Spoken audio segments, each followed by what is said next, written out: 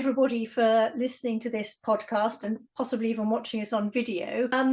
As I, Claire Cummings from the Centre for Digital Assets and Democracy, talked to Barbara Kolm of the Hayek Institute about CBDCs. First of all, just a few words about the Centre for Digital Assets and Democracy. We are a non-partisan organisation, and we look forward to the respectful exchange of ideas and information from everybody. So we don't take a political position on anything. I would add that we are wholly respectful of those who do work in politics and run for office, because there's a great deal that any such position both entails and curtails.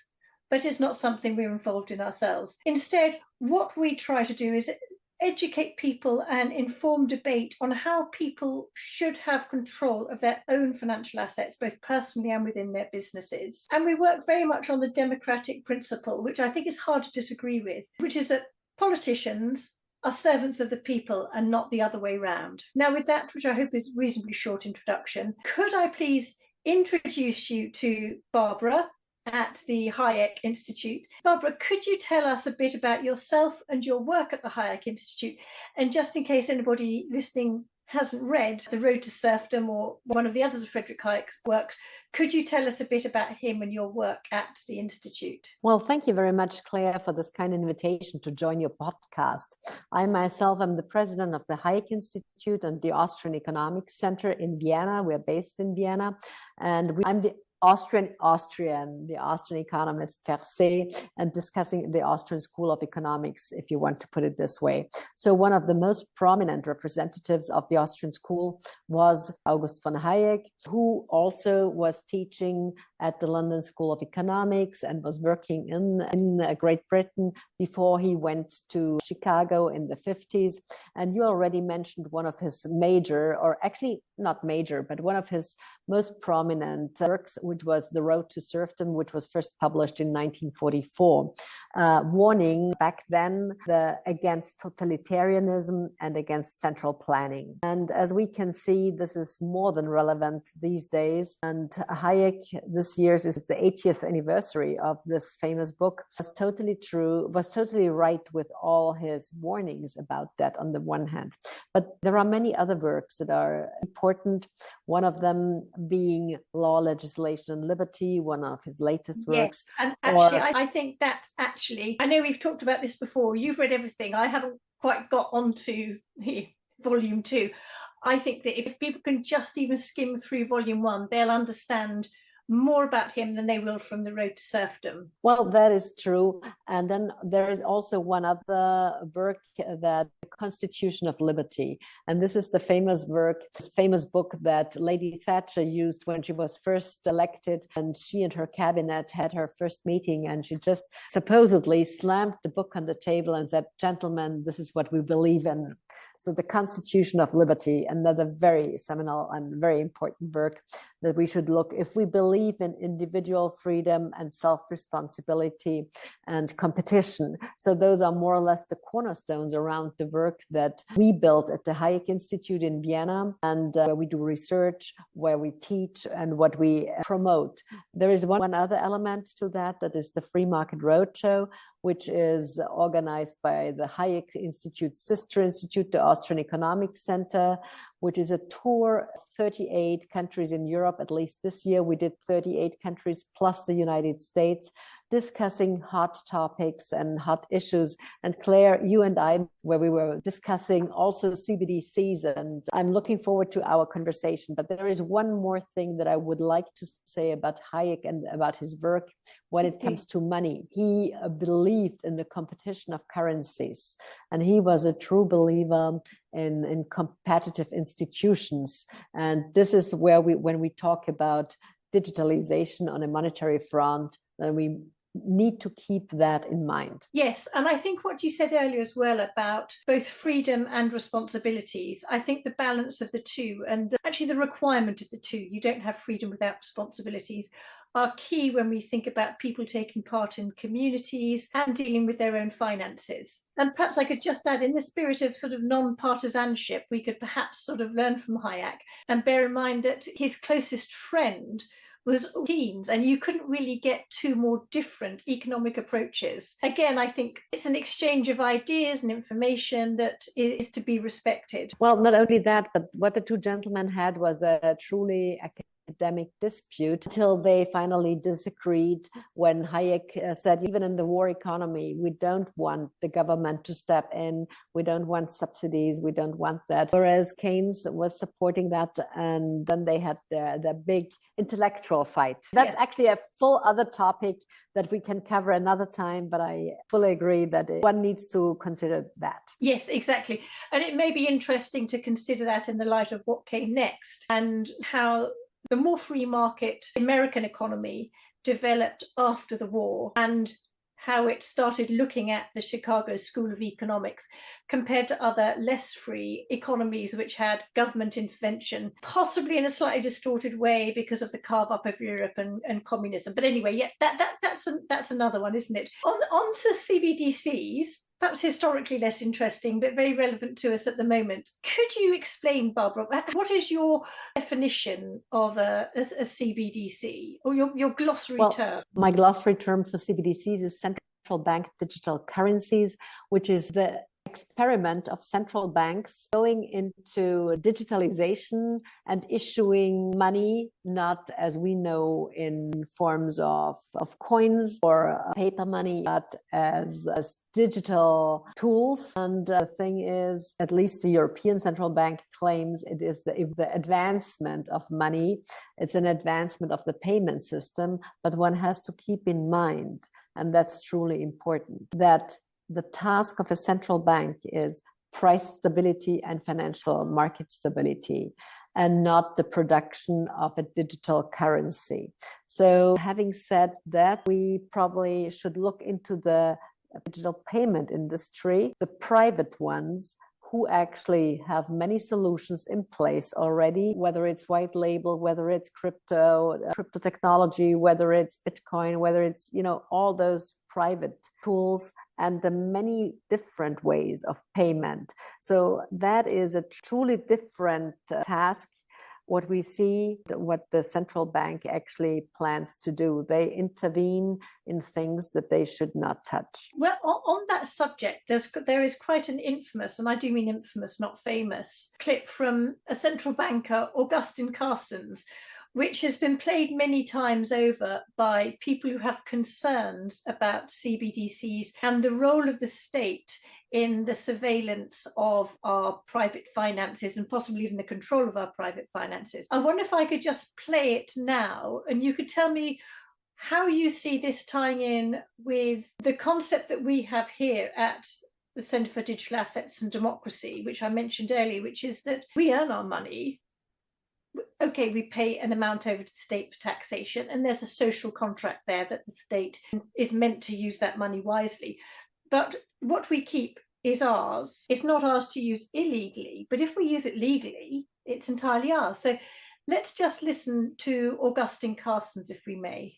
The key difference with the CBDC is that central bank will have absolute control on the rules and regulations that will determine the use of that expression of central bank liability. And also we will have the technology to enforce that. Those two issues are extremely important, and that makes a huge difference with respect to what cash is.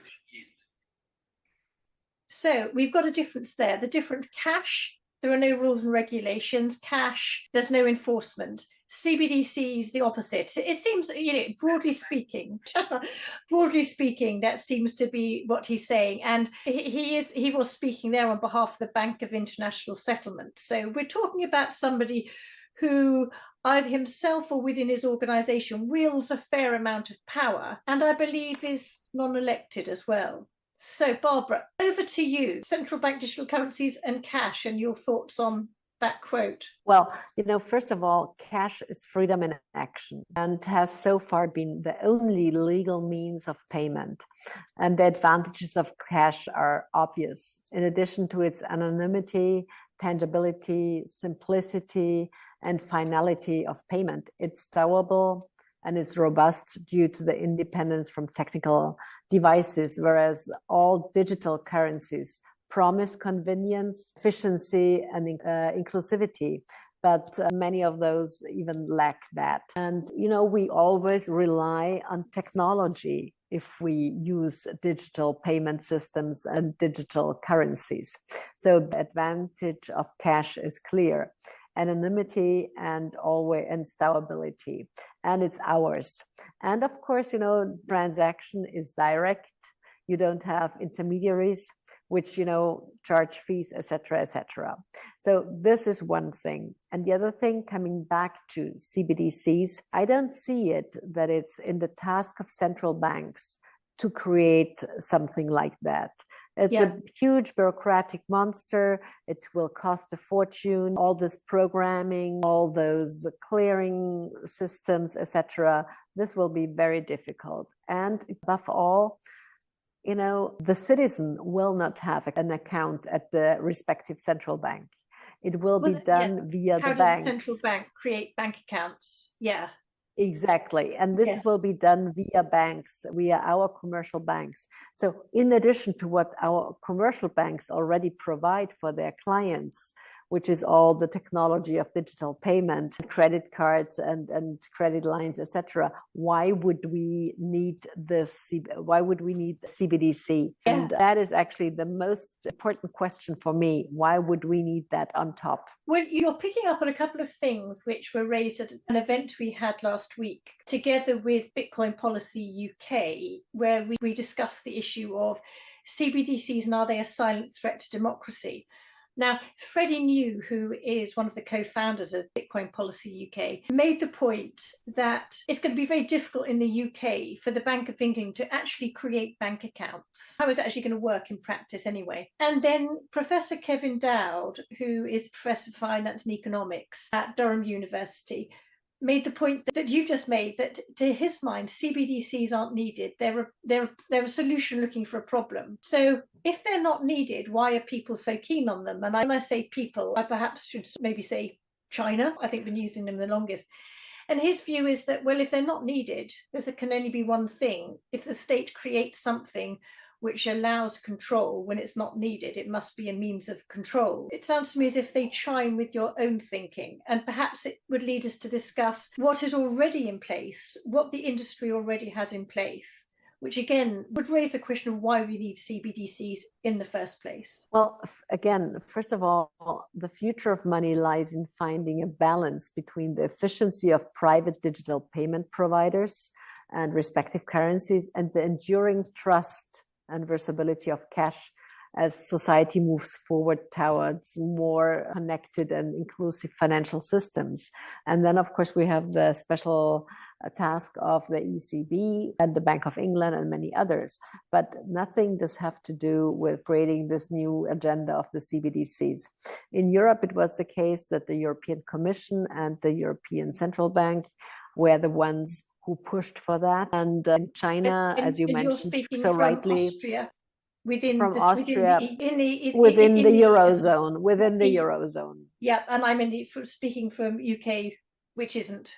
Yes, yeah, it's neither in the Eurozone. Exactly. Nor the European. No, but the Bank of England has the same mandate: price stability and financial market stability. And from that perspective, why would you just add another task? If you look at, they failed when it comes to fighting inflation just recently. So why would they add another task?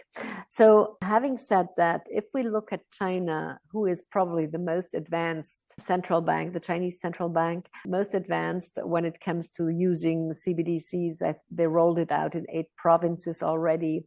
It's full-fledged. Yeah. It provides everything that you can wish for an individual, but also for B2B payments, but also for payments to the government and vice versa. So, and it's of course programmable. The issue of programmability, I think, is to my mind the most chilling element of a CBDC. Could you talk a bit about programmability and any comments that have already been made by politicians or central bankers about programmability? Well, officially, of course, at least with regards to the European Central Bank, we do not know how this product will look like in the end. They are still running in circles and experimenting, working it. But however, there is a whole department, or there are many departments who are looking into that programming and who are working already on that front. They are working on it. And I think actually I would just quickly mention, if anybody can go to our website, they can see something there in the section headed Thinking, which gives a quote from Christine Lagarde about programmability as well. Exactly. So I would not trust it. I would not want to use it because, and after all, I'm a believer in markets. And we have already tools that work, that are provided by the private sector. The private sector has already provided many solutions on the payment system. And why would we as individuals, but also as companies, use something that is being provided by a central bank or by an institution that is not private? And I'd rather use the tools that are already there at the market, who are constantly in competition and improved, and therefore constantly being improved. And that is what we need. I don't need any other service by a central bank. And I think it's worth adding that, of course, these sectors of private industry are themselves regulated by their own country. So it's not a total Wild West by any means. And as well as regulation, legislation applies. So even if you're working in an unregulated area, fraud, money laundering, laws that relate to these activities are always there in it regardless. And I think the second point I'll make is, if I could go back to what I was saying about handing over the money that we earn by way of taxation and the contract with the government, that government spends that money well, I would question whether it's a good use of taxpayers' money to try and create a payment system that isn't private and isn't needed when it's already being provided tax-free on a confidential basis by industry that then makes profits and contributes to the coffers by corporate taxation, and obviously the individual taxation on all the people that work there and the money they spend and so on. You're totally right. There is nothing to add to that. I mean, it's reinventing the wheel, but not from a private side, but from the institutional and state side. And there is no need to do that. It's a waste of time. As Professor Dowd said, a solution looking for a problem. And Barbara, if I could just end on one last question. There's a lot of use of Bitcoin in countries which either are unstable because the central bank isn't working, or are run under more despotic means. And we've discussed the ironically named People's Republic of China. Would you like to say a few things about the differences between CBDCs and Bitcoin? Well, again, there's a huge difference, because Bitcoins and cryptocurrencies are privately issued, are means of payment and interaction between people who voluntarily exchange. I mean, they are no official means of payment, but they are still used, apart from 2 countries or 3 countries in the world where Bitcoin was as a legal tender. For example, also one in Switzerland, in the canton of Zug, where they experiment on cryptocurrencies and also on Bitcoin, where you can pay your taxes with Bitcoin. But other than that, those 3 countries, there is nothing. It is not officially in use. But, it's if individuals interact and exchange via that tool, that's fine. And it's private, full stop. Yeah. You also take a risk with Bitcoin. Everybody who uses it knows it. It's a voluntary basis. Yeah. Exactly. You have freedom, you have responsibilities, and freedom means the right to choose and bear the responsibility if it goes wrong. Exactly. And then you have to bear the consequences. And that's how markets work. And yes. Cryptocurrencies, also the money that are there on the market, same thing, also privately, voluntarily used.